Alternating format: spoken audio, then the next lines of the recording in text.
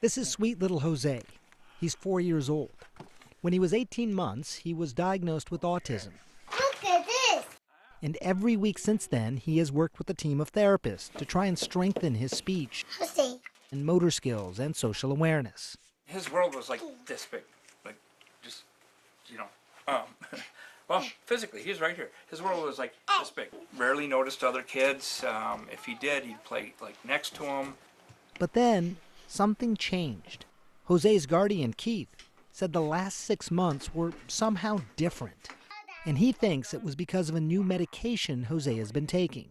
I started doing some research, and I came across in December a news piece about this leucovorin. Leucovorin. It's actually a pretty simple drug, a form of folate, vitamin B. The third day after we started it, he started babbling so much. Okay. We have long known that folate is essential for brain development. What is new is the recognition that some kids with autism have these antibodies blocking the receptor that lets folate enter the brain. As a result, they have something known as cerebral folate deficiency. But leucovorin, a slightly different form of the vitamin, is able to use a different pathway to enter the brain. Grape serious. He had a personality, but you had to draw it out. And trying to have anything reciprocal with him was just not happening. Now we have reciprocal conversations. What is that? T-R-L-O-L-L-I. Trolley. Trolley, please. Hello, everyone.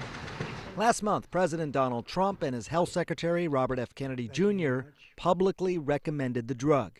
The FDA will be updating the label of an existing drug to reflect potential benefits in reducing some autism symptoms. Since the president's endorsement, interest in leucovorin has skyrocketed. My first reaction was like, better get a refill in. Supplies are tight. At the FDA's request, GSK, which is the maker of the original name-brand leucovorin, said it will be submitting an application to update the drug's label to include use for patients with cerebral folate deficiency. Do you treat something like leucovorin differently because we're talking about autism, something that doesn't really have a therapy?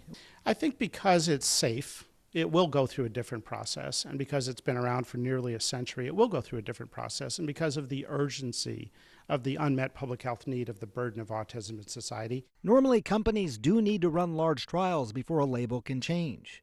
But in this case, the FDA says smaller existing studies may be enough, even though the data is limited and still needs to be replicated. All right, here you go. The agency notes that they have reviewed 23 studies since 2009 and found clinical benefit in 85% of patients with the deficiency. The issue is whether or not that is sufficient evidence for the FDA to approve this for treatment of autism when there's very little efficacy data.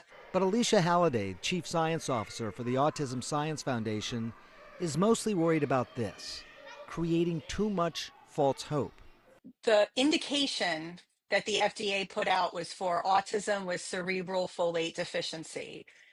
I don't think that that was understood by the autism community, who feels like this is a panacea for all people with autism. Most people with autism do not have a cerebral folate deficiency. Keith is convinced that it helped Jose, but it's still not clear what that means for everyone else.